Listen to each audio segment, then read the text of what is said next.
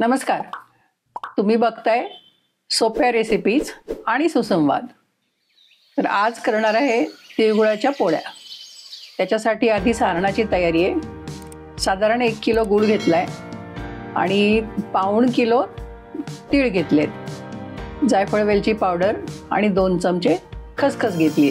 सगळ्यात पहिले मोठ्या कढईमध्ये अर्धे तीळ भाजायला घेतलेत. मीडियम गॅस ठेवला आहे आणि तळतळेपर्यंत तीळ भाजून घेतले, म्हणजे ते खमंग भाजले जातात.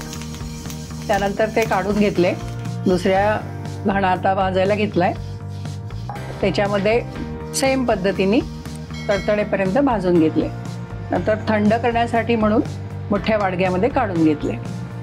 आता छोट्या कढईमध्ये खसखस भाजून घ्यायची.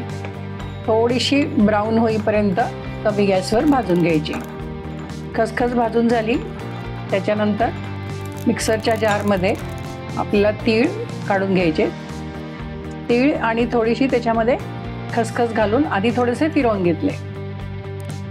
थोडेसे तीळ आणि खसखस फिरवून झाल्यानंतर मग त्याच्यामध्ये गूळ घातला, चिरलेला गूळ घातलाय आणि हे सगळं परत एकत्रितपणे मिक्सरच्या जारमध्ये फिरवून घेतलं. जायफळ वेलची पावडर पण त्याच्यामध्ये टाकून घेतली. आता हे बघा, हे आपलं सारण तयार आहे.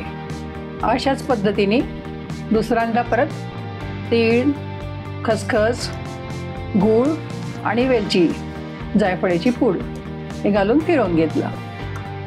आता हे हलक्या हाताने थोडंसं आपण मिक्स करून घ्यायचं आहे. त्याच्यानंतर त्याचा हलकासा लाडू वळला जातोय का पाहायचा आहे. आपल्याला याचे लाडू बांधायचे नाही आहेत, पण मिश्रण एकत्रित होता का नाही हे बघण्यासाठी म्हणून हलक्या हाताचा लाडू बांधून बघायचा आहे.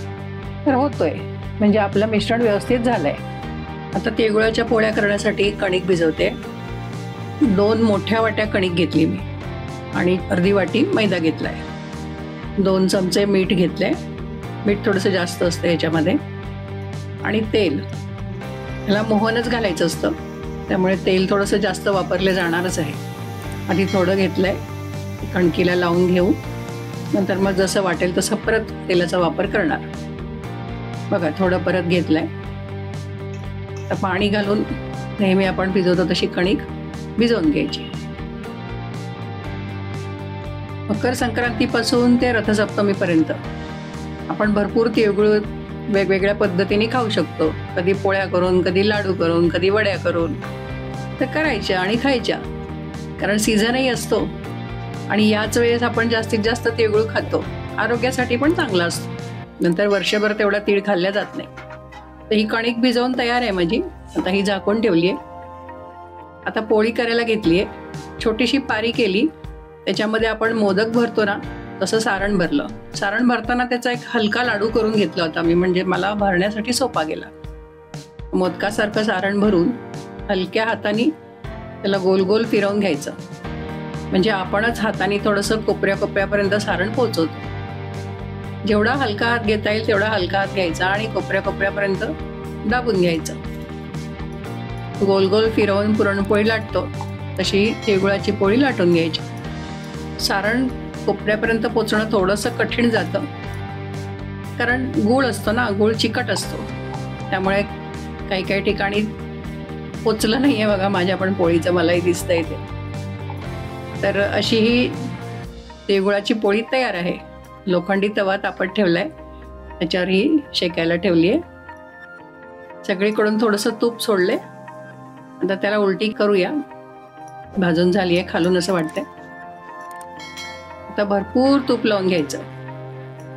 या पोळीला तूप लावण्यामध्ये अजिबात कंजूसी करायची नाही, म्हणजे ती खरपूस होते छान.